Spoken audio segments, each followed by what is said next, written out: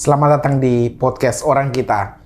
Hingar-bingar politik masih terus berlangsung di tahun politik. Usai Pilpres Pileg, kita akan maju lagi ke Pilkada yang akan digelar November 2024. Dan kita harus jeda sejenak ngomong politik-politik praktis. Kita ingin mengurai atau membahas hal kecil, filosofi politik, dan hal-hal yang menjadi esensi dari politik yang pada akhirnya menghasilkan bonum commune, kesejahteraan publik. Kita hadirkan seorang doktor bidang filsafat politik, Bung atau Kraeng Eduardus Lemanto. Luar biasa, tamu kita kali ini putra Manggarai yang lulus dari S1 Filsafat Parayangan, Bandung, kemudian melanjutkan S2 Filsafat di Driakara, Jakarta, dan Doktor Filsafat di sebuah kampus ternama di Saint Petersburg di Rusia. Kita ingin ngobrol dengan Kraeng Edu. Saya biasa memanggilnya atau Bung Edu, nanti gampang karena orang-orang filsafat itu mereka cenderung egaliter. Manggil nama pun it's fine. Meskipun beliau sudah dokter, beliau katanya kurang terlalu nyaman kalau dipanggil dokter. Yang penting esensi yang dibicarakan. Kita akan ngobrol-ngobrol dengan Bung Edu di podcast Orang Kita. Bung Edu, terima kasih nih sudah mampir ke podcast Orang Kita nih. Gimana kabarnya, Bung? Wah, kabar sangat baik. Jadi ini Bang Nando ini saya lagi sakit ya beberapa hari lalu ya, dan mulai agak sembuh sih, tapi podcast Orang Kita menurut saya menarik dan saya harus datang. Aduh, ini perintah. Jadi kami terhormat nih, seorang pembelajar, seorang intelektual yang muda, masih kelahiran 81 loh teman-teman, rekan-rekan sekalian. Jadi masih sangat muda, tapi kemudian mempengaruhi cukup banyak kebijakan publik yang ya kalau kerasa, kalau dia pernah mimpin Victory News, pernah membuat atau menyelenggarakan ABN, Akademi Bela Negaranya punya Nasdem, banyak hal ini dari seorang Bung Edu ini. Dan kita ingin ngobrol-ngobrol santai tentang esensi politik, bagaimana seharusnya politisi, apa yang disembunyikan para politisi selama ini, apa gimmick-gimmick yang mereka mainkan, yang mereka kibulin kita para masyarakat biasa. Bung Edu, bagaimana nih sampai terjun di bidang filsafat politik nih? Pasti ada dorongan dari dalam hatinya nih. Tercebur aja dalam filsafat dulu, dan tercebur ya. Yes. Dan setelah belajar filsafat dan mencoba menarik semuanya ke dalam realita politik, dan makin kesini makin menarik ya untuk belajar filsafat politik. Yang menarik tentu esensi politiknya, bukan orang-orang. Iya. Tapi saya nggak tahu, ada guyonan sih sebetulnya bahwa jangan-jangan nggak ada teori yang bisa nyambung loh dengan realitas politik di negeri ini. Bisa aja. Kok ada bisa? Guyonan seperti itu. Ada guyonan bahwa jangan-jangan mungkin tidak ada teori yang bisa nyambung atau bisa untuk realitas politik Indonesia. Yes, karena benar-benar nggak ada bentuknya itu. Jadi realitas politik kita itu amorf. Ini tuduhan yang kejam loh. Kalau tidak ada teori politik yang menjelaskan fenomena politik atau realitas politik Indonesia. Yes, exactly. Tapi makin kesini kita makin melihat kan bahwa misalnya contoh Indonesia itu kan menganggap diri sebagai negara demokrasi misalnya. Tapi ada demokrasi ya di Indonesia ya? Enggak, gitu. Serius ya. Kalau misalnya kita berhenti aja sejenak misalnya, kita berhenti aja sejenak gitu kan. Benar nggak sih ada demokrasi nggak sih di kita itu? Atau pertanyaan lebih dalam dari itu, ada parpol nggak di Indonesia itu? Waduh, kan ada 16 partai politik. Betul bahwa ada 16 partai politik, tapi benar nggak sih ada parpol gitu? Parpol dalam artian mereka itu sebagai wadah politik ya, untuk mendidik, edukasi dan macam-macam. Tapi benar nggak ada parpol? Atau termasuk rekrutmen para politisinya? Yes. Atau jangan-jangan hanya ada perpol aja? Perpol? Yes. Apa tuh perpol? Perpol itu kan, parpol itu kan partai politik, political party. Yes. Parpol itu perusahaan politik. Gitu. Jadi ya perpol kan saja kan. Yes. Perusahaan politik kata political enterprise. Wah, gitu. political enterprise. Yes. Apa kok bisa seorang Bung Edu menyebut bahwa kita belum memiliki parpol sejatinya, tapi perpol? Karena watak parpol kita itu, wataknya adalah watak korporasi. Jadi ada bos, ada ininya. Staff. Yes, ada manajer, ada direktur. Jadi lalu ada politisi nggak? Kalau pertanyaan lebih dalam lagi. Betul. Kalau tidak ada parpol, hanya ada perpol, ada politisi nggak? Politician. Dalam artian orang-orang yang mendedikasikan hidupnya untuk kepentingan publik gitu. Betul. Bisa dijawab juga, jangan-jangan nggak ada politisi loh. Dan jangan Hanya businessman. ada white collar politician aja itu, orang-orang gajian gitu kan. Orang-orang gajian. Ya, kan begitu dia punya ini. Iya, betul. Rentetan pertanyaan-pertanyaan yang cukup serius sesungguhnya begitu. Jadi itu yang akhirnya kita perlu sih akhirnya berhenti sebentar untuk mempertanyakan ulang demokrasi kita. Itu poin besar dari besarnya begitu. Dan ketika kita sudah berhenti sejenak dan mempertanyakan kita benar-benar hidup di demokrasi kah? Kemudian apakah kita sudah memiliki partai politik? Tadi yang ada perpol, perusahaan politik. Berarti ada yang keliru dong, Bung Edu. Secara umum saya rasa kita perlu mesti mulai merombak total sebetulnya. Kalau kita mau mengubah bangsa ini. Mulai dari mana? Kita sudah terlanjur, sudah sekian tahun kita bernegara sejak 45 bahkan jauh sebelum itu. Kelas kepala mestinya, bukan kelas kaki atau kelas tangan, mesti kelas kepala. Yes. Karena itu ya diskursus politik, partai dan segala macam pasti kan diskursus kelas elit lah. Dimulai dari kelas kepala. Jadi kalau kelas kepalanya mengong kayak gitu ya, pasti kelas kaki dan yang disebut kelas kepala ini siapa saja? Itu elit partai politik, elit partai politik di pemerintahan, legislatif di parlemen sana itu. Kalau sebut parlemen itu jadi ingat Gus Dur ya. Iya, Gus Dur bilang apa itu? Apa TKK ya? Taman kanak-kanak. Taman kanak-kanak ya. Jadi itu yang terjadi sih bisa aja kan begitu. Lalu di yudikatif gitu kan. Kasus apa yang terakhir MK ini kan. Iya. Itu kesalahan terbesar sih menurut saya dalam politikan kita. Ya. Karena itu menurut saya kita mesti mulai benar-benar serius untuk menata bangsa ini kalau kita mau berubah itu. Oke, berarti para kepala ini, kepala-kepala ini yang perlu kursus filsafat politika atau seperti apakah? Misalnya kan Direkara ini rutin nih bikin kursus singkat 1 semester. Perlukah para politisi kita belajar filosofi politik misalnya?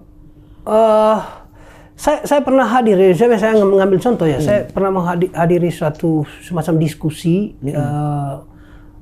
di negara di Eropa Timur, hadir dan di situ rata-rata banyak politisi dan juga anggota legislatif di sana dan kita bisa lihat nuansa diskusinya ya. Mereka benar-benar berdiskusi rada ilmiah gitu kan, dan enak gitu untuk didengar gitu. Jadi kelihatan kan mereka punya kapasitas kepala mereka itu lain sekali. Beda kalau di kita itu saya tidak melihat ada diskusi-diskusi yang cukup serius ya.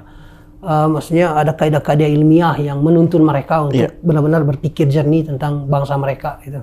Kalau di kita kan rata-rata deal semua. Diskusi kepentingan. Iya, diskusi kepentingan. Itu yang saya inginkan supaya parpol-parpol kita itu semacam menjadi kampus-kampus politik.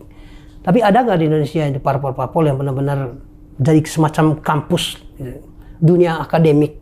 Akademi Bela Negara Nasdem, Golkar Institut, Partai Golkar, bukankah termasuk di dalam? Saya sedikit memberi sumbangan terhadap ABN Nasdem dan saya punya keyakinan dulu bahwa ABN itu akan berkembang ya.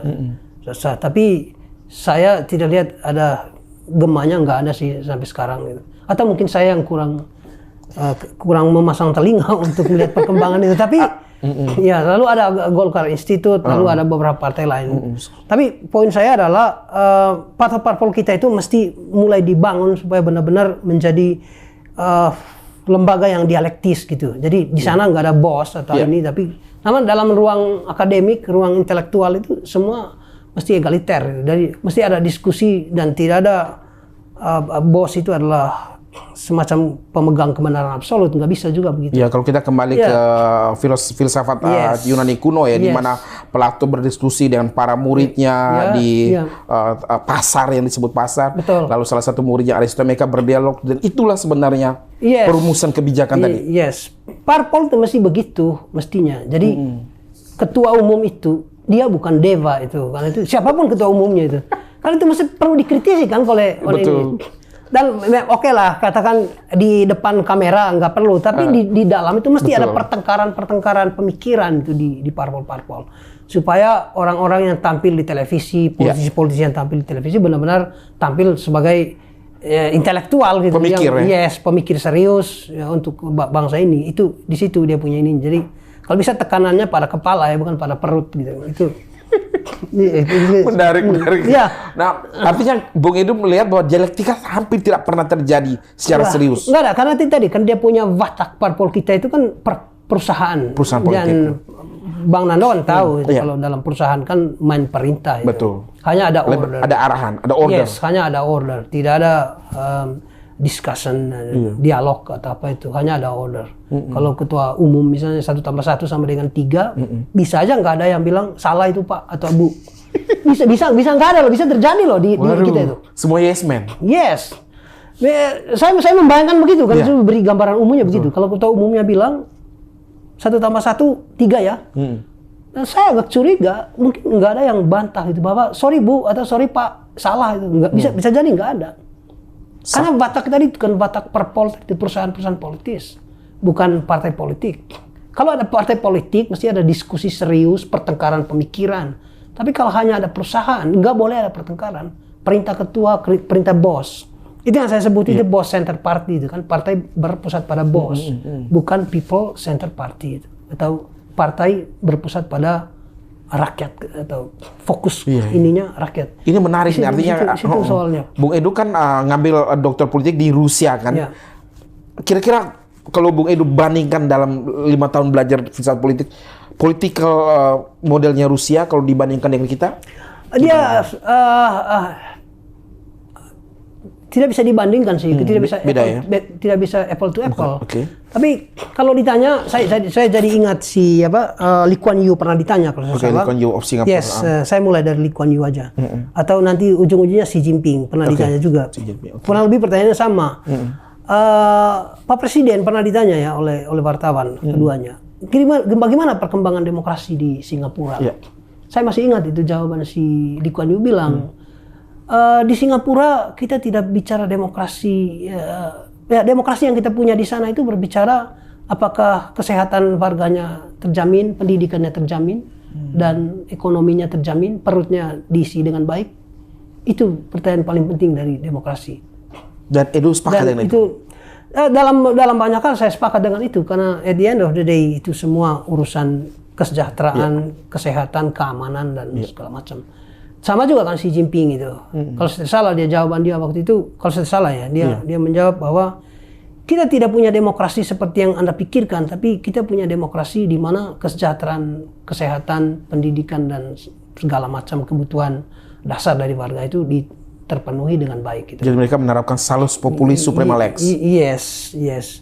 Karena itu ya kebebasan itu kan bayarannya juga nggak murah lah, dia punya ininya kan.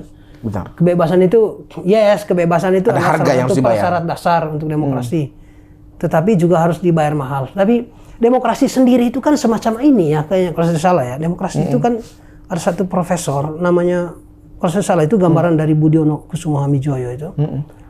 Dia bilang bahwa demokrasi itu hampir mirip dengan ini, mobil sport. Yes, mobil sport mahal. Nah, mobil sport mahal itu kan barang mahal. Kalau itu demokrasi, kebebasan itu barang mahal. Dan barang mahal ini hanya bisa berfungsi dengan baik kalau yang mengendarainya adalah orang-orang yang paham fitur-fiturnya. Yang expert. Harus expert itu. Jadi dia paham fiturnya. Kalau dia tidak paham fiturnya atau siapapun bisa membawa mobil mahal ini, dia akan tabrak ke sana kemari itu. Dalam artian tertentu, demokrasi itu fondasinya hanya satu, SDM. Kalau SDM warga itu bagus, demokrasi bisa berjalan. Itulah mengapa kemarin Yusri Mahendra itu belum lama ini dia bilang dia ragu dengan demokrasi yang kita punya sekarang itu. Lebih khusus dalam konteks pemilihan langsung. Karena menurut dia sebetulnya itu bukan menurut dia tapi keyakinan umum itu. Sebetulnya simple logik aja. Bahwa kalau sebagian besar masyarakat itu belum terdidik, demokrasi nggak mungkin berjalan secara baik gitu. Karena itu demokrasi hanya akan berjalan kalau majority masyarakat pasti benar-benar mulai terdidik. Artinya, kalau kita kembali ke Dewey, misalnya John Dewey dari Amerika Serikat, demokrasi itu kita boleh hanya bicara demokrasi kalau pendidikannya sudah berjalan dengan baik. Bukannya pendidikan kita sudah berlangsung, bahkan anggaran 20% disebutkan langsung di konstitusi. Apa yang salah dengan pendidikan kita? data terakhir kalau saya salah itu masih uneducated, warga Indonesia yang masih uneducated itu masih ada 60-an persen, 66 kalau saya salah. Berarti yang disebut uneducated itu yang baru hanya lulus SD SMP? Iya, tapi pendidikan dalam artian bukan karena sarjana atau apa gitu, tapi masyarakat yang benar-benar apa ya? Well informed gitu. Misalnya konteks dalam pemilihan umum misalnya. Misalnya Bang Nando mau maju legislatif. Saya paham pilihan saya pilih orang ini karena saya tahu kapasitasnya itu. Bukan karena saya tahu dia punya isi dompet. Kan begitu. Kan begitu dia punya ininya kan. Seharusnya. Nah, ya seharusnya begitu kan. Sehingga ya politik kita makin kesini makin mahal, itu kan tanda-tanda serius bahwa memang kita tidak menjalankan. SDM kita juga buruk gitu. Ya jangan tanya SDM di elitnya aja, SDM-nya udah rusak gitu. Kakak bayangin aja kan, saya dengar bahkan ada anggota DPR RI dulu ya, tidak tahu berapa jumlah komisi di DPR. Itu bisa terjadi loh. Itu kan basic ilmunya. Yes, itu bisa di Google aja, itu ada itu. Sisa itu. Kok dia bisa tidak tahu? Bayangin aja gitu. Apalagi dengan masyarakat di kampung mana gitu kan, nggak mungkin tahu juga. Wow. Di situ soal kita. Jadi sebetulnya ini lingkaran kegagalan. Dan itu problem juga kaitkan dengan kebijakan yang terakhir ya. Di mana kok ini makan siang gratis? Saya nggak tahu relevansinya dengan mengubah suatu bangsa itu makan siang gratis itu. Kenapa tidak pendidikan gratis saja kan? Itu kan konversinya bagus banget kan kalau pendidikan gratis. Iya. Misalnya contoh ya di Rusia itu pendidikannya kan gratis mereka. Kesehatan murah meriah itu. Rata-rata Eropa Timur seperti itu. Iya, ya semua. Termasuk Eropa Barat juga. Eropa Barat, ya. Jadi orang yang bodoh itu memang orang nggak mau sekolah dari dirinya. Tapi negara telah menyediakan semua fasilitas untuk bisa mencapai apa saja dan bisa mencapai siapa saja kan begitu. Betul. This is about the choice. Jadi mau jadi orang atau enggak. Tapi kalau di kita kan fasilitas itu enggak ada karena negara makin ke sini pendidikan kita mahal-mahal kan. Berarti rombak total dong sistem kurikulum. Harus dirombak total itu. Kembali ke ini pembukaan UUD 45 itu. Nomor satu itu mencerdaskan kehidupan bangsa. Jadi otaknya diperbaiki itu. Otaknya diperbaiki, bukan langsung ke perut karena perut itu bisa diatasi kalau kepalanya udah itu. Kan begitu. Jadi ya pendidikan itu segalanya. Saya teringat ya, saya tanya kawan profesor di Singapura itu. Gimana? Saya bilang, "Tuan, ini kenapa kalau saya tanya, kenapa Singapura kecil-kecil begini tapi dia bisa maju ya?" Dia bilang begini, "You punya uang Singapura enggak?" "Aku punya." "Lu keluarin." Saya keluarin, tunjukin ke dia itu. Coba lihat di tengahnya ada tulisan education. Memang ada kan, coba Bang Nando lihat itu. Ya, ada tulisan semua mata uang Singapura itu di tengahnya ada tulisan education pendidikan. Saya tanya itu, why education? Dia bilang kita ini nggak punya daratan, nggak punya lautan, bahkan udara nggak punya, tapi kita hanya punya isi kepala itu. Dan isi kepala itu ya benar-benar diasah. Yes. Kan data-data terakhir kan negara paling maju di dunia itu kan negara-negara memang isi kepalanya bagus-bagus kan. Urutan 1 isi kepala, ada Jepang, ada Taiwan, ada Singapura, itu masuk 10 besar mereka. Karena itu tadi mereka concern dengan pendidikan. Dan gimana? Kita sudah terlanjur Indonesia seperti sekarang ini. Ya. Berarti langkah-langkah yang perlu dilakukan, misalnya yang pertama apakah potong generasi? Seperti apa yang Bung Edu membayangkan sehingga kemudian perombakan total education tadi, pendidikan tadi bisa kita lakukan. Karena kalau ya para elit sekarang ya cenderung berpikir yang sama. Iya, tapi rombak total saya nggak tahu, mungkin akan evolutif sifatnya, tapi nggak bisa revolusi. Yes, evolutif sih saya. Kalau revolutif itu entah kapan gitu akan terjadi. Tapi kalau memang kanal-kanal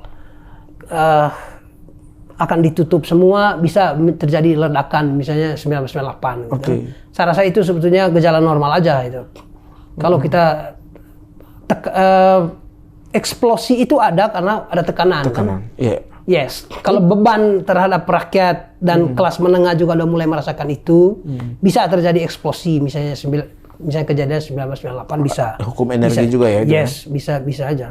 Kalau melihat gini, saya agak yakin kalau melihat kondisi politik kita belakangan ini, lebih khusus pra Pilpres baru-baru ini, 2024. Kalau beban ini masih akan terus menguat, saya rasa bisa terjadi eksplosi ke kedua setelah 1998.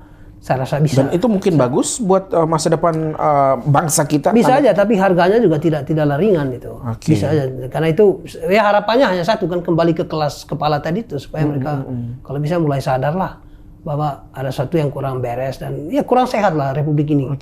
Agak kurang sehat, bukan sedikit sakit tapi sakitnya cukup parah. Sakit cukup parah. Iya. Dan menurut saya sih ya kekacauan di MK itu tanda-tanda buruk loh. Tapi pandangan seperti Bung Edu bahwa di MK itu ada kekacauan, tapi justru 58% yes terhadap itu. Ya, tapi 58% kan bisa kibul juga kan. Bisa aja kibul kan. Apalagi kalau orang mulai membongkar lagi TSM sekarang kan terstruktur, masif dan sistematis dan ini. Itu juga bisa terjadi. Apa sih yang tidak bisa dibuat oleh kekuasaan kan? Dan Machiavelli kan selalu bilang itu di tangan penguasa apa saja burung mati bisa dihidupkan tuh. Kan bisa kan? Bisa. Machiavelli ngomong itu ya, betapa kuat, powerfulnya. Yes. Ikan kering kan bisa hidup lagi itu. Bisa aja kan itu. Dan saya rasa ya. Tapi kan kita belum masuk Machiavelli sepenuh-penuhnya. Atau sudah termasuk? Wah ini menarik ya. Jadi coba kita balik, misalnya gini, Indonesia misalnya di mata Machiavelli itu. Dan saya rasa Bung Edu lihat teori dia itu 100% sangat relevan di Indonesia. Ya, kan? Padahal itu kan cukup kejam loh di Il Principe itu ditulisnya. Iya, kalau membaca Machiavelli, kalau hanya baca Il Principe itu berarti dia hanya baca 20% gagasan Machiavelli. Masih ada lagi. Mesti baca Discorsi, itu melengkapi sampai 60% lah. Lalu mesti baca lagi, dia punya karya-karya sastra Laman Ragola dan segala macam. Lalu sejarah History of Florence, The Art of War itu baru lengkap 100% itu. Karena di ujung semua buku-buku dia membahas satu hal, bahwa kekuasaan tanpa berujung pada keadilan sosial itu bukan kekuasaan kan begitu, atau politik yang tidak berujung pada penegakan keadilan itu bukan politik, kan itu Machiavelli itu. Berarti Machiavelli prosesnya bisa salah, tapi the goals-nya adalah. Iya, tapi dia hanya memfoto realitas kan. Dasar. Dia memfoto realitas itu. Dan dia konsisten satu hal dalam semua karya-karya dia bahwa korupsi itu adalah kecelakaan terburuk dalam politik. Dan dia cacat paling buruk dan paling busuk. Sepakat. Dalam politik itu adalah korupsi. Dan hampir semua dalam Il Principe, dalam Discorsi, Laman Ragola, karya-karya sastranya juga sama, kritik terhadap perilaku rakus ketamakan kelas elit di Firenze pada waktu itu. Sangat relevan lah dengan kondisi. Sangat relevan ya. Termasuk kritik dia terhadap kaum berjubah gereja pada waktu itu. Di konteks kita ya elit-elit agama itu. Yang ya tampang-tampang alim tapi sebetulnya bajingan juga. Lalim kan itu lalim juga kan. Jadi alim tapi lalim sebetulnya. Dan itu kritik dia sangat relevan, apalagi dengan kondisi politik. Karena akhirnya memang antara elit-elit agama dengan elit-elit politik kan dari dulu kan selalu semacam menjalin cinta monyet kan. Perselingkuhan. Cinta monyet gitu. Pura-pura menjauh tapi ingin dekat gitu kan. Kan itu kalau kita bahasa serius ya. Dia kritisi itu. Jadi sebetulnya ini aja, relasi saling memanfaatkan aja itu. Iya. Saling sama-sama pragmatis ya? Ya betul. Cinta monyet lah, kurang lebih begitu. Saya jadi ingat kalau Machiavelli kan ditelaah dengan baik oleh Robert Greene dalam buku 48 Hukum Kekuasaan itu. Dan dalam konteks-konteks tertentu itu dilakukan para politisi kita. Memanipulasi publik, antara lain dengan pendekatan uang. Yang kemudian terjadi mereka terpilih. Wah itu Bang Nando, ini kadang menyedihkan kalau kita bicara begitu ya di NTT aja deh, jangan terlalu jauh-jauh ya. Kasihan juga karena warga-warga kita itu dikibuli dengan beras satu kilogram dengan Indomie. Lalu difoto gitu dengan politisi supaya politisi itu didukung. Gitu kan. Merasa telah menjadi sinterklas. Itu menurut saya sih pengkhianatan terhadap kemanusiaan sih itu. Sepakat. Iya, jadi ini yang sebetulnya kita mesti ubah ini semua itu. Tapi itu dilakukan rata-rata. Sampai sekarang bahkan. Sampai sekarang. Kenapa sih harus mengeksploitasi warga yang sudah sengsara, tapi setelah itu dieksploitasi baca kusam mereka itu hanya untuk kepentingan elektoral kan. Itu soal besar juga. Karena itu ya tugas-tugas kita lah. Tugas-tugas kaum untuk ya kalau bisa mengembalikan keadaan ini supaya politik kita itu benar-benar kembali ke lebih berkualitas sedikit. Dan untuk berkualitas nih Bung Edo, mereka perlu baca buku, mereka harus memahami apa isi otaknya Ignaz Kleden, Daniel Akidae yang telah menulis berbuku-buku berkaitan dengan politik yang seharusnya. Politisi kita baca buku tidak? Di parlemen ada beberapa ya politisi-politisi kita yang bagus-bagus gitu. Karena ya kawan mereka itu buku, ya. Itu penting kan? Benar. Jadi diskusi-diskusi serius itu. Tapi juga banyak juga kita temukan kawan-kawan kita yang kenapa? Jadi kalau kita diskusi itu nyaris tidak ada bobotnya. Kering. Ya, memang tidak ada bobot gitu karena hanya cerita bagaimana dia bagi bansos di mana atau apa ya. Iya, bantuan ini, bantuan itu. Dan itu di blow up luar biasa. Yes, padahal kerjaan dia itu adalah legislator gitu. Yes. Yang mengurus legislasi, regulasi terhadap bangsa ini. Di situ mainan dia itu. Dan dia membela rakyat itu di legislasinya. Kebijakan publik. Kebijakannya itu.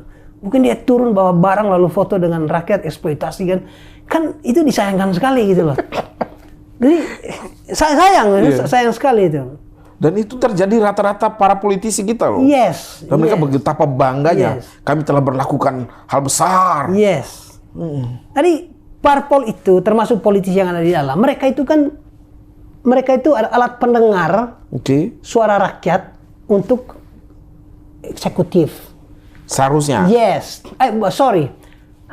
Yes, atau loudspeaker. Loudspeaker. Ya, dan mereka adalah loudspeaker untuk menghubungkan antara pemerintah dengan rakyat itu. Dan juga alat pendengar. Tugas mereka itu begitu sebetulnya. Bukan untuk memfoto-foto lalu bawa dengan bansos, hanya untuk kepentingan elektoral. Jadi sebetulnya dangkal sekali kita punya. Dan menghina kemanusiaan lagi. Yes, pasti itu. Pasti. Karena itu saya mulai dari keluarga-keluarga kecil saya. Kalau bisa, kalau ada politisi yang datang, yang ada kalian siapin satu amplop, kumpul 2.000, 1.000, 5.000, lalu kasih amplop ke calon legislatif atau apa itu. Ini bukti sumbangan itu. You maju, kami sumbang. Jangan dibalik gitu. Sekecil apapun sumbangan. Sekecil apapun itu, tapi adalah simbol ya. Ini kan politik simbol. Supaya dia ada tanggung jawab untuk kalau dia maju. Kita beberapa kali pernah lakukan itu. Jadi ada beberapa calon bupati yang ini lalu kita kumpulkan duit 5.000, 2.000 itu kasih ke orang yang mau maju itu. Supaya warga juga mendidik dia itu. Karena sekarang kalau kita mengharapkan calon atau politisi mendidik warga, kelihatannya kayak kita menangkap angin ya, agak susah sekarang itu. Karena dia ambil jalan pintas saja bagaimana elektabilitas dia itu selalu terjaga karena itu dia gunakan berbagai cara-cara yang. Berarti ini jangan-jangan kendala dari politik elektoral kita yang perlu kita koreksi. Itu dia, makanya saya bilang tadi perlu rombak total karena benar-benar makanya saya bilang tadi kembali ke tesis awal itu. Ada nggak sih parpol di bangsa ini? Coba saya mau lemparkan ke publik ya ini. Ada nggak partai politik di Indonesia itu? Ini pertanyaan renungan aja buat publik. Kan? Ada parpol nggak? Kalau pertanyaan itu berikutnya, emang demokrasi ada gitu di kita?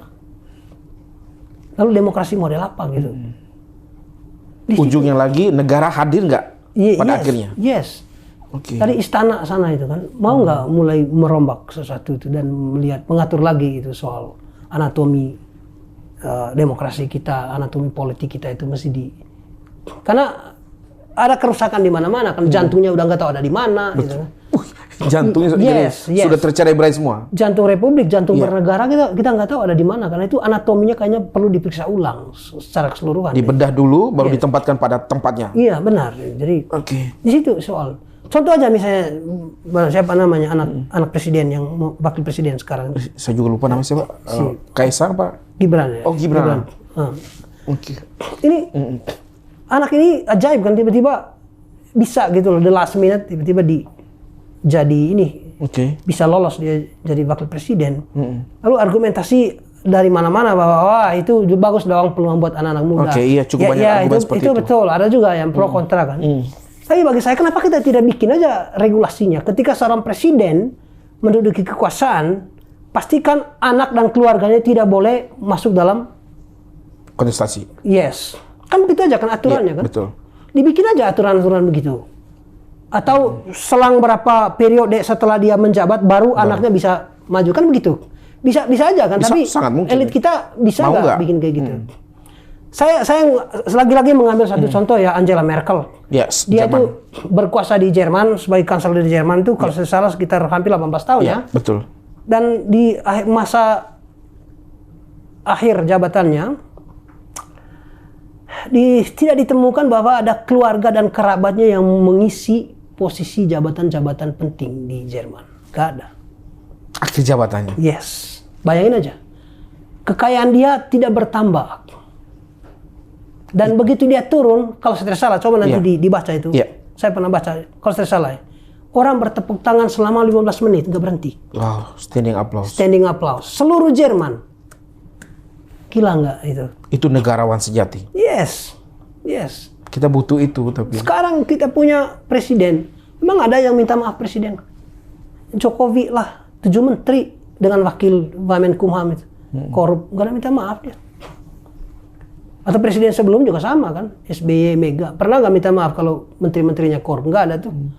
Nggak ada. Kalau sebut nama SBY saya jadi ingat buku tulisannya Bung Edu 2014 ya, yang menulis tentang presiden manusia setengah dewa ya. Setengah binatang. Setengah binatang. Manusia setengah binatang. Itu kritik yang sadis loh itu. Bagaimana waktu itu sama-sama nulis buku itu? Orang buku itu dianggap sebagai buku main-main gitu. Padahal enggak, saya beda dia punya karakteristik kekuasaan aja. Tapi itu bukan untuk SBY, tapi saya hanya presiden pada umumnya. Presiden pada umumnya aja itu. Maksudnya kalau dalam kalau Bang Nando pernah nonton film film pernah lihat kan itu gambaran manusia separuhnya, binatang separuhnya manusia. Dalam film apa? Unicorn kan. Unicorn, yang kayak gitu ya, kan. Film-film zaman dulu Hercules juga ada. Yes. Kalau di Yunani kan namanya Chiron ya. Chiron ya. Iya. Jadi Chiron itu adalah seorang seorang guru yang tinggal di gua. Separuhnya itu binatang, separuhnya manusia. Konon katanya Achilles dan kawan-kawan itu raja-raja Yunani kuno pergi belajar ke dia kan. Pertanyaan besarnya itu kan kenapa manusia penuh ini harus belajar ke manusia setengah dewa, setengah binatang itu. Atau di Inggris kan apa namanya itu ya, unicorn ya. Bahkan dalam itu kalau masuk ke agama sih jangan deh. Itu pertanyaan kuncinya, mengapa itu? Karena sebetulnya itu antropologi filosofis sebetulnya, bahwa dalam diri kita ini ada binatangnya. Yes, kita ini kan sebetulnya itu hal-hal sederhana aja, bahwa kita ini kan binatang rasional, rasional animal. Yes, rasional animal dan segala macam. Jadi itu sama aja, karena kita ada naluri hewani, tapi juga ada naluri manusiawi itu. Mungkin yang disampaikan Thomas Hobbes, Homo homini lupus termasuk? Homo homini lupus itu kan soal nature-nya manusia kan, yang sebetulnya ada diteruskan juga oleh Machiavelli CS, bahwa kalau tesis mereka kan begini, pada dasarnya manusia itu tidak ada bedanya dengan harimau, anjing, kerbau itu yang punya hasrat. Tapi pertanyaannya adalah mana yang lebih rakus, manusia atau anjing, binatang atau manusia itu? Menurut saya sih manusia. Yes, itu yang disebut Homo avarus kan, manusia itu makhluk paling rakus.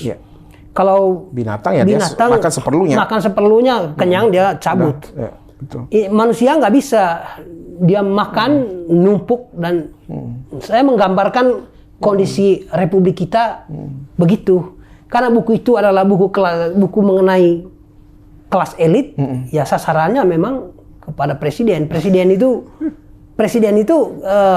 sebetulnya simbol aja untuk pembahasan terhadap semua kelas elit, baik di istana, di parlemen maupun di yudikatif, baik di tokoh-tokoh agama dan semua kelas elit di semua level. Dan sebetulnya mau membahas itu. Bagaimana supaya menjaga keseimbangan ini? Betul bahwa kita ini punya hasrat animalitas, tapi kalau bisa dikontrol oleh kalau dalam Plato ada 3 manusia, itu kayak 3 tipe manusia itu. kelas sofos, kelas kepala, kelas tumos, dada, lalu kelas kaki, perut. perut bawah. Nah, bisa aja dipertanyakan ke publik, kira-kira elit-elit kita itu Masuk ada di kelas mana? golongan gitu mana? Kan begitu kan Iya, ininya. betul. Jadi sebetulnya itu diskursus biasa aja sih. Iya, betul. Buku Hanya itu. memang ditulis dengan judul yang cukup genit ya. Iya, yes. Presiden setengah binatang. Kalau di Indonesia itu kan nggak punya, tidak punya mitologi itu ya. Kalau di Inggris kan ada unicorn, ada di Yunani Sepertinya itu tidak ada. Chiron. Di Indonesia itu nggak punya. Kalau ada itu sebenarnya Gatot Kaca, tapi Gatot Kaca kan nggak kan, dia manusia penuh. Manusia penuh. Tapi tulang-tulangnya dari besi. Dari kan, besi begitu yang kan. kemudian bisa. Bukan separuh manusia, separuh Bukan. binatang. Separuh. Karena kita nggak punya, lalu saya pakai aja, terjemahin aja itu. Oke. Kurang lebih begitu lah. Kurang lebih begitu ya. Karena kalau tidak salah di buku itu kan Bung Edu juga bilang bahwa manusia itu pada dasarnya itu sehari-hari dia berbuat jahat kalau tidak dipaksa berbuat baik. Yes, itu soal konsistensi pelaksanaan hukum aja. Oke. Konsistensi pelaksanaan hukum. Di situ Republik itu kan gini ya, saya bagus juga tadi masuk ke situ. Karena kita sadar bahwa manusia ini cenderung korup, Yes. rakus, dan cenderung mencelakakan orang lain. Konsisten, hanya ada satu jalan untuk menertibkannya, dan itu konsistensi hukum. Republik itu Dirinya. dia punya apa ya, semacam apa ya, menegakkan bangunan republik. Itu artinya pilarnya itu Ya, betul. haruslah penegakan hukum. Oke. Itu beda dia dengan kerajaan atau apa. Republik itu di situ letaknya itu. Jadi itu terjemahan lebih dalam dari apa itu republik, ya pemerintahan yang berdiri di atas tatanan hukum. Equal before the law. Yes, itu di situ poinnya. Lalu kalau tiba-tiba hukum kita plastis kayak di MK kemarin itu, sesuai selera misalnya. Saya anggap itu sebagai sesuai selera presiden misalnya kan. Nah, karena kenapa saya selera presiden? Karena dia membiarkan ini terjadi kan. Oke. Itu kan problem kita itu. Walaupun banyak ngeles dari mana-mana soal ini, tapi di situ sudah kelihatan bahwa memang hukum kita itu bukan panglima lagi itu. Oke. Hukum kita jadi rakyat jelata itu. jelata. Jadi plastis dia. Yang seharusnya dalam negara demokrasi atau republik, hukum adalah panglima. Dan ingat ya, ini saya agak yakin dengan ungkapan Machiavelli bilang bahwa plastisitas hukum atau elastisitas pelaksanaan hukum itu tanda-tanda derajat korupsi meninggi. Oh, itu Machiavelli. Oh iya, dia ngomong itu di diskursi. Dia bilang elastisitas pelaksanaan hukum itu sinyal-sinyal bahwa derajat korupsi di Republik itu meninggi. Dan itu terlihat? Yes. 7 menteri masuk. Plus ini ya, Wamenkumham. Di era pemerintahan? Yes, yang sekarang. Era Mega berapa menteri? 3 masuk. Ya karena terbatas, Bu Mega kan hanya 3 tahun. Era SBY 5. Sekarang 6 plus Wamenkumham berarti 7. Itu yang terjadi itu. Dan berapa kali saya ngomong bahwa di kita terjadi apa ya, desentralisasi korupsi kan. Desentralisasi korupsi yang kalau ada. di era Orba dulu kan terjadi sentralisasi. Sentralisasi, yes. ya. Sekarang era desentralisasi, tapi korupsi juga terjadi desentralisasi. Bukan hanya otonomi daerahnya. Yes, bukan hanya di istana, tapi juga sampai di tingkat desa. Desa. Dari istana gede sampai istana cilik gitu. Itu yang terjadi. Dan masalah-masalah seperti ini saya lihat ini gap antara kelas 1% dengan gap kelas 90% akan makin menganga, dan saya rasa nanti akan terjadi eksplosi ya. Eksplosi yang Bung Edu maksudkan ini revolusi pada akhirnya. Yes. Karena yang terjadi di tahun 98 kan reformasi. Yes. Masih bisa dikendalikan lah. Yes. Artinya korban sedikit. Kalau terjadi ledakan yang berbentuk revolusi cukup mahal. Ya memang cukup mahal harganya karena kalau meminjam istilahnya si Alex Tocqueville ya, bahwa kalau saya pakai gambaran dia itu. Dia pernah bicara di depan parlemen bahwa Republik kita semacam berdiri di atas gunung berapi. Istilahnya itu? Ya. Republik kita berdiri di atas gunung berapi? Gunung berapi. Jadi kelihatannya ada madem kan? Dia bilang, tuan-tuan, kita ini memang kelihatan adem, gitu ya. Semuanya berjalan normal. Tapi kita menipu diri kita bahwa sesungguhnya kita sedang berada di atas gunung berapi. Di dalam panas bergelora. Yes, panas di bawah, dan dia akan tersembur menjadi ledakan serius dan bangsa ini bisa hancur berkeping-keping.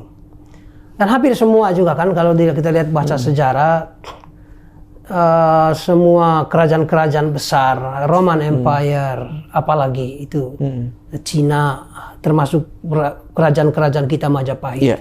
Dia kan runtuh itu bukan karena kekuatan luar kan? Internal. Dia dari dalam betul. subversif dia, jadi pengorposan dari dalam itu, kayak api dalam sekam itu.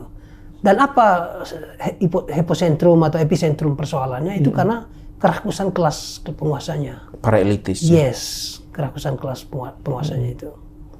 Dan di situ saya melihat bahwa Indonesia ya menurut saya sekarang sedang berada di atas gunung berapi itu. Jadi ini Indonesia itu adalah gunung berapi raksasa dan kita berada di atasnya.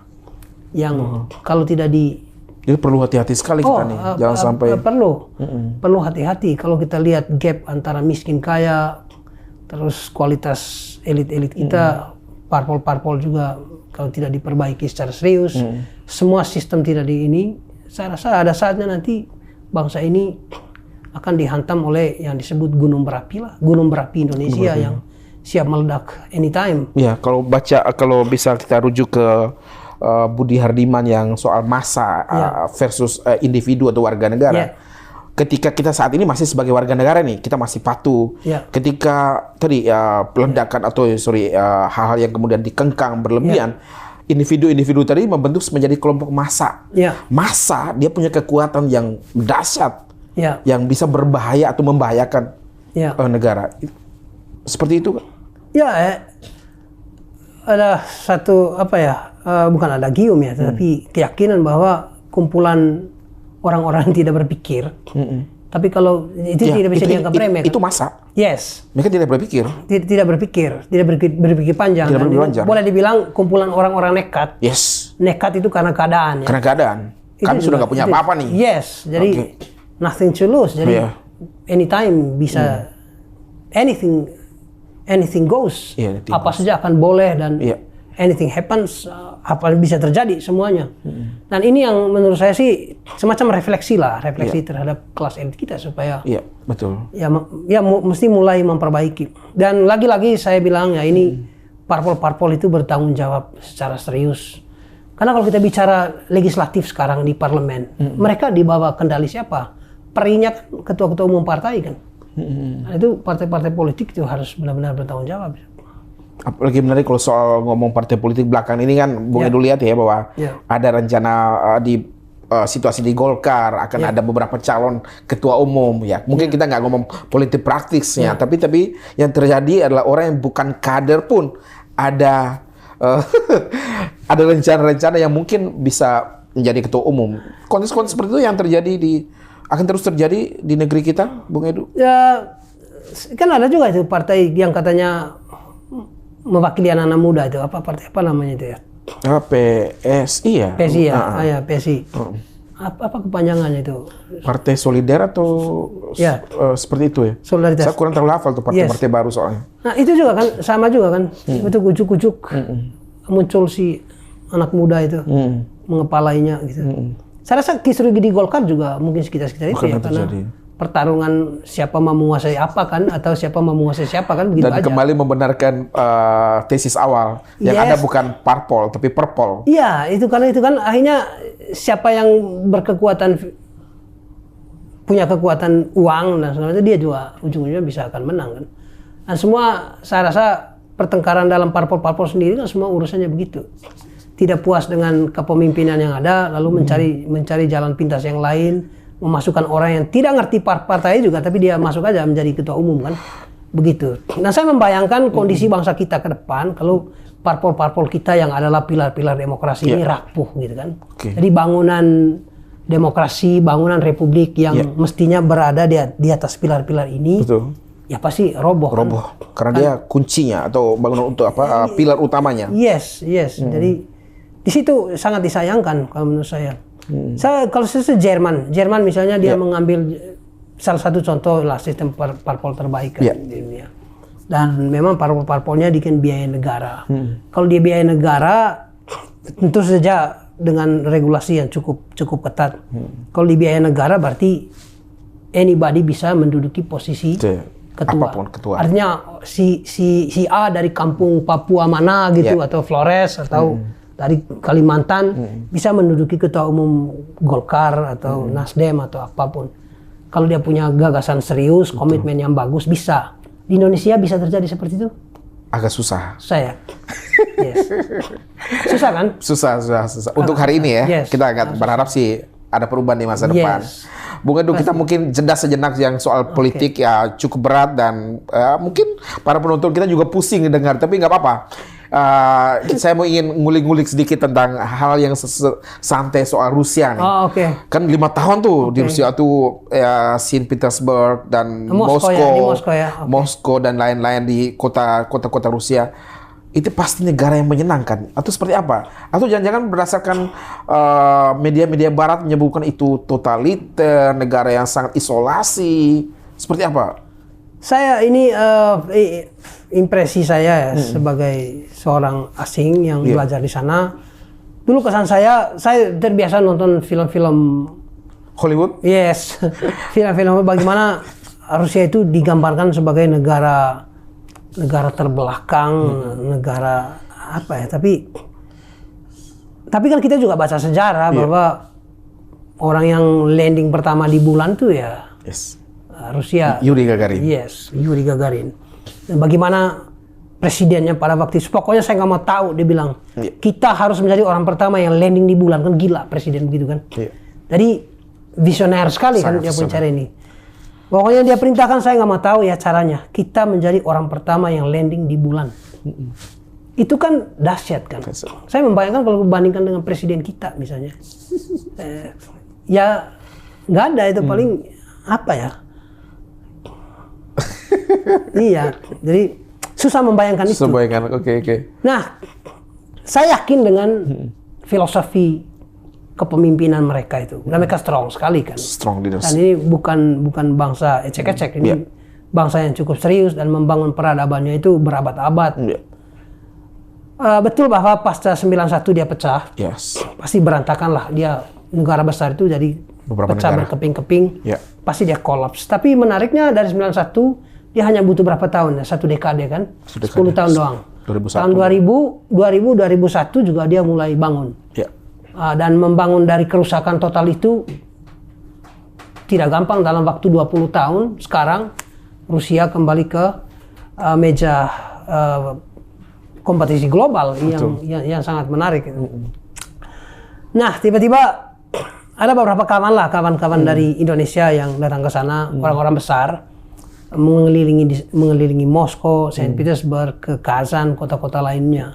Mereka melihat bahwa apa yang mereka baca dari media-media, mereka bilang ya media-media Barat, ya mainstream selama ini, ya ini hanya kibuli kita ya.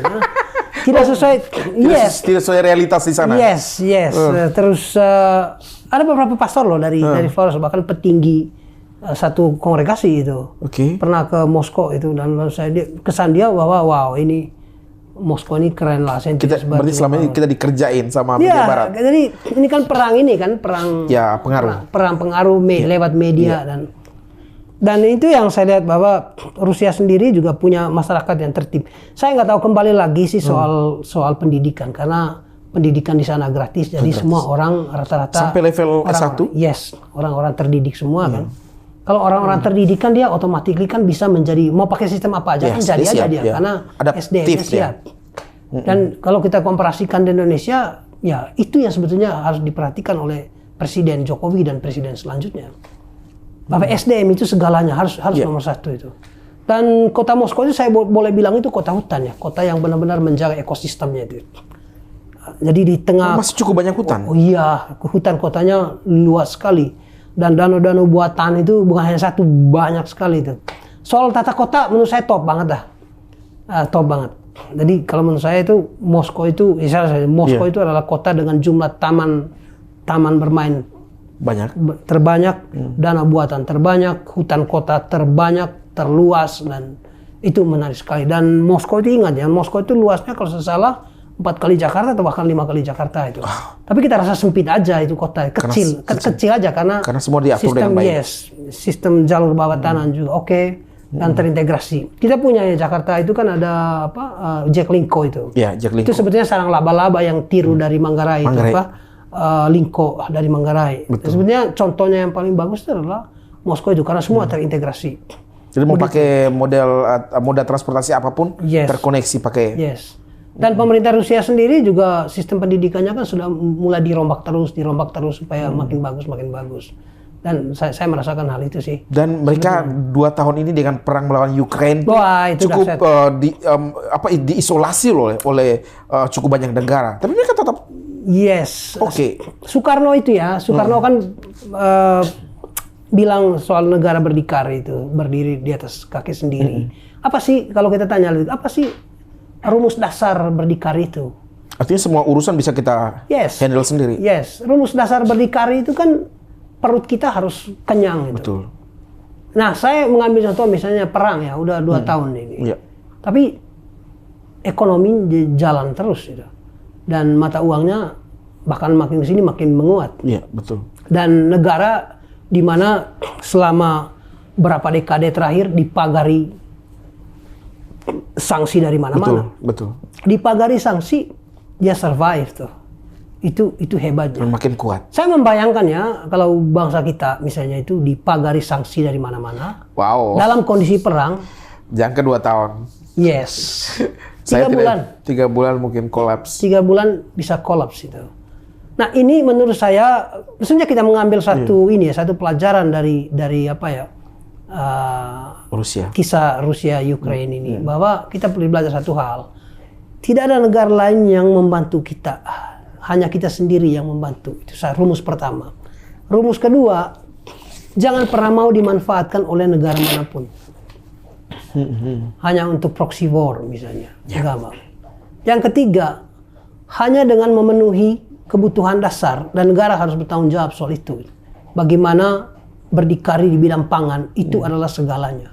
Rusia punya itu. Kita ngomong hari ini swasembada beras jauh panggang dari api. Beras 22.000 sekilo sekarang ini. Yes, exactly. Mahal sekali. Exactly. Itu persoalan-persoalan mendasar kita itu. Padahal Indonesia itu ya 100% daratannya bisa ditanami tanaman. 100% daratan. Yes. Betul. Mungkin saya salah, koreksi saya kalau saya keliru. Jepang itu sekitar 20-an persen daratannya bisa ditanami tanaman. Hanya sekitar itu. Yang lain tuh salju dan lain-lain. Terus Korea Selatan juga sama, begitu. Tapi mereka bisa menjadi negara adidaya di Asia itu. Apa? Lalu pertanyaannya, Indonesia 100% loh bisa ditanami tanaman. Kenapa mereka menjadi negara dengan daya tahan pangan yang sangat bagus, Jepang, Korea Selatan? Kenapa kita yang 100% tidak? Lagi-lagi kembali ke SDM. Jadi ingat restorasi Meiji. Yes. Restorasi Meiji itu kan 1860-an sampai 1920-an ya, restorasi Meiji. Mau tahu mereka punya nyawa dari restorasi Meiji itu? Nyawanya adalah, kalau bahasakan sederhana, didiklah warga supaya mereka tidak buta huruf. Kan gitu dia punya ininya. Karena itu oleh Kaisar Meiji itu suruh kirim tentara-tentara, didik warga di desa-desa supaya tidak buta huruf. Ajar mereka untuk membaca dan segala macam itu. Artinya bagi Jepang, pendidikan itu segalanya. Karena mereka tahu alam mereka tidak sebagus alam negara yang mereka jajah, Indonesia. Karena itu hanya ada satu syarat untuk bersaing. Kepala warganya harus diisi dengan baik. Gitu. Sama Korea Selatan juga kan sama, rumus yang sama.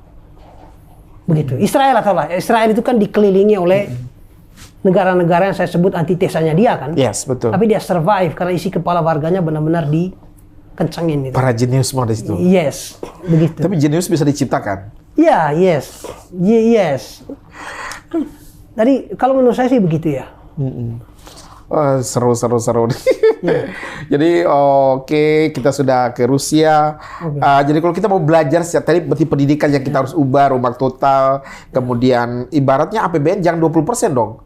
Buat pendidikan sekarang disebut nih. Atau cukup 20% tapi serius harus karena sekarang 20% dari APBN yang ya 3.000 triliun setiap tahunnya. Yes, Bang Nando, saya nggak tahu ya. Ini kalau kita bicara angka-angka di Indonesia itu ya, mau 20%, 40%. Kalau rumus dasarnya tidak dilanggar, misalnya tilep, gitu kan, uang. Di situ soal kita dari dulu kan. Sekarang orang gini, orang oke lah, nggak jangan 20 lah, naikin 30 lah, atau 40 lah. Kalau masalah dasar kita itu ditilep dari mana-mana itu kan sama aja kan? Nggak ada artinya doa 40. Memang ada problem niat di kita itu. Ada semacam apa ya, tuna niat gitu loh. Tuna niat baik kali ya, begitu kan, begitu ya punya gambarannya. Betul.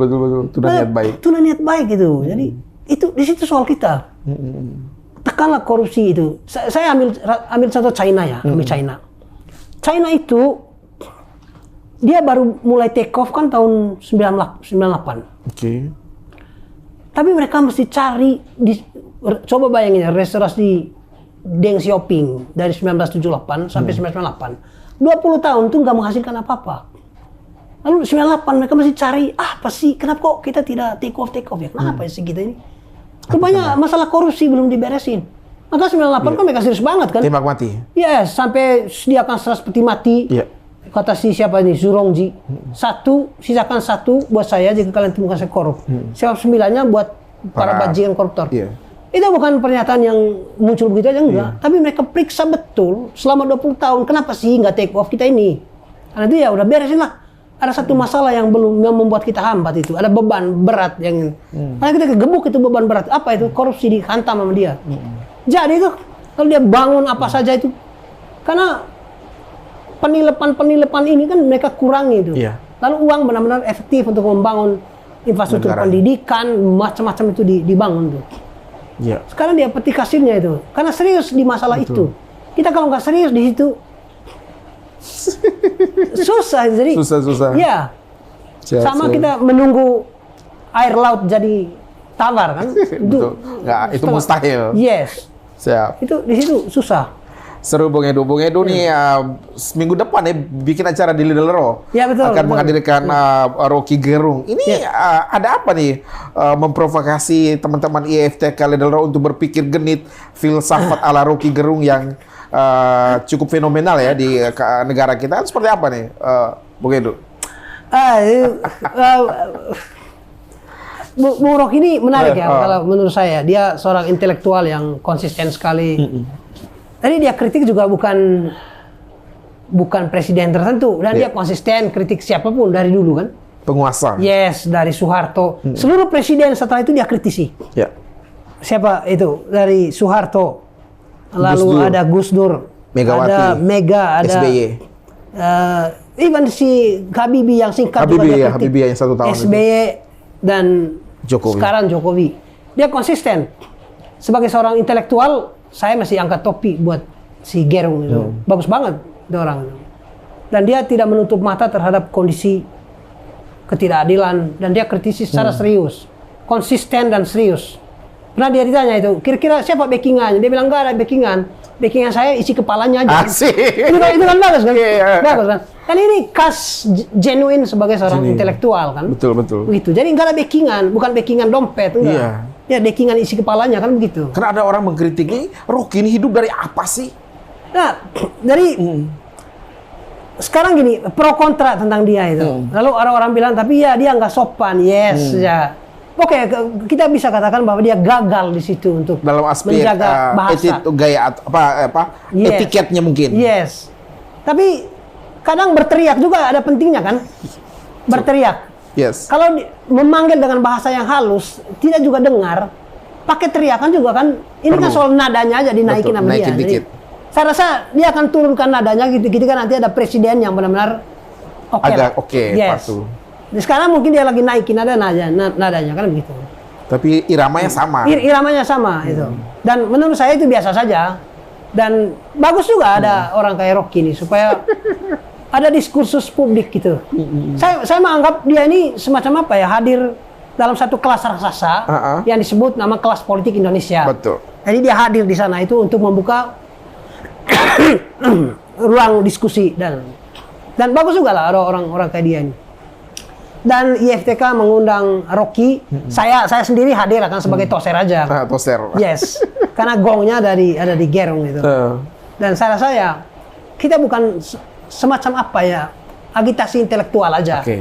Atau provokasi, tapi provokasi yang rasional gitu kan. Betul. Itu aja. Tadi bukan dalam rangka untuk memprovokasi apapun, tetapi secara intelektual ya kita datang di sana ya memberi apa ya? Ya berdiskusi lah dengan kawan-kawan filsafat di Lelero. Dan berharap sih ya ada manfaatnya. Seharusnya ya. Yes. Dan toh kita hadir juga kan di provinsi kita ya. Betul. Saya orang NTT ya, jadi saya merasa senang karena saya harus kembali ke daerah saya untuk ya mendengar dari kawan-kawan di sana untuk mempertemukan persepsi kan. Kita persepsi dari sini dan juga persepsi dari sana. Kita coba untuk meramu itu semua itu dalam semacam dialog ini. Begitu. Jadi kalau orang anggap oke, kamu provokator, yes, saya sama Gerung akan jadi provokator atau agitator ya, tapi dalam konteks agitator yang hal baik, rasional aja gitu. Jadi siap-siap dicap agitator provokator oleh orang-orang Flores nih. Oh bagus, nggak apa-apa. Ya, bila perlu kita menghasilkan para the rebellion gitu Rebellion, para anak nakal yang bad boy. Iya, pembangkang gitu kan. Tapi pembangkang yang masuk akal. Yes. Bukan yang tidak masuk akal gitu. Kalau dalam sejarah kita butuh tokoh seperti Che Guevara, para rebellion yang peradaban ini dilahirkan oleh para pemberontak. Baik pemberontak yang dengan cara-cara yang agresif maupun yang pemberontak dalam artian yang lebih soft. Yes. Semua. Soekarno itu bangun bangsa ini dengan kawan-kawannya ya. Mereka melalui pemberontakan intelektual mereka itu. Betul. Sejak 28. Iya dong. Yes. Pemberontakan intelektual. 1998 itu lahir dari pemberontakan intelektual kelas menengah mahasiswa. Dari kampus-kampus. Yes. Dan kita mengharapkan supaya ada pemberontakan intelektual lagi gitu kan ke depan. Supaya bangsa ini makin maju kan begitu. Betul. Jadi, untuk apa kita bernegara kalau kita begini-begini saja? Iya. Kalau dalam teori filsafat politik, kita bongkar dulu negaranya, untuk kita bangun ulang ya. Ya, saya rasa begitu ya dia punya ininya. Bung Edu tidak terasa 1 jam, tapi kayak ngomong kayak baru 15 menit ya, benar-benar 1 jam ya. Keren ya. Menarik nih Bung Edu. Ini kita perlu ada episode lanjutan ini. Bukan apa? Karena kita mencintai negara ini. Sangat mencintai negara ini. Kita mencintai petani di Kuwu, para nelayan di Labuan Bajo sana, teman-teman di Keva Menanu yang sehari-hari berjibaku hanya untuk sekedar makan. Gimana untuk berpikir orang perutnya lapar dengan harga beras saat ini. Karena kecintaan kita pada mereka lah kita berdiskusi, berdialektika seperti ini yang pada akhirnya harapan kita. Tujuan kami ke Lelero nanti itu kan supaya kita menghasilkan orang NTT yang jadi pemberontak semua itu. Pemberontak dalam artian the good rebellion. The good rebellion itu. Pemberontak yang intelektual, pemberontakan rasional yang masuk akal. Jadi ya NTT sendiri ya perlulah bicara soal kondisi kebangsaan kita dan itu yang kita inginkan. Betul. Thank you Bung Edu. Seru nih. Saya berterima kasih loh karena saya senang sekali ngobrol ini. Ini benar-benar apa kalau dibilang ini daging dan kentang ini. Bukan hanya daging nih, daging plus kentang, sama-sama enak, sama-sama. Dan kentangnya kentang Rusia itu ya. Kentang Rusia. Soal makanan Rusia. Gimana ya? Soal makanan Rusia itu saya paling suka makanan Rusia itu. Apa vodkanya tuh? Semua ya. Mashed potato-nya enak. Wah, mashed potato-nya enak banget lah. Ini mainlah ke Rusia lah itu. Siap. Itu negara paling nyaman ya menurut saya nyaman gitu, bersih. Warga-warganya juga enak banget. Salah satu target saya Bung Edu, saya baru sampai Praha doang, Ceko. Mas dikit lagi lah. Bahasa Rusia itu menurut saya menarik. Seksi. Bahasa Rusia, yes. Lebih seksi dari Prancis? Setiap negara punya ya keunikannya, tapi saya jatuh cinta dengan Rusia dan ya keren lah. Tapi tetap menikah dengan orang Indonesia ya? Oh yes. Bung Edu, thank you banget sudah hadir di podcast Orang Kita, ngobrol-ngobrol santai. Kita tidak punya pretensi apa-apa. Kita harap ini semacam literasi politik, literasi publik. Ya syukur-syukur ada manfaatnya lah. Thank you so much. Thank you. Thank you. Demikian obrolan singkat kita dengan Bung Eduardus Lemanto, doktor filsafat politik dari Rusia yang dalam beberapa tahun terakhir ini belajar di sana dan kemudian saat ini sudah kembali ke tanah air dan ya ingin berdiskusi banyak hal, berdialektika, pada akhirnya membuat negara kita menjadi jauh lebih baik, yang pada akhirnya kesejahteraan rakyat setinggi-tingginya, sebesar-besarnya. Karena buat apa ada negara kalau masyarakat masih susah untuk makan sekalipun. Demikian. Salam manis untuk Bung Ora tercinta. Ya, terima kasih banyak. Thank you.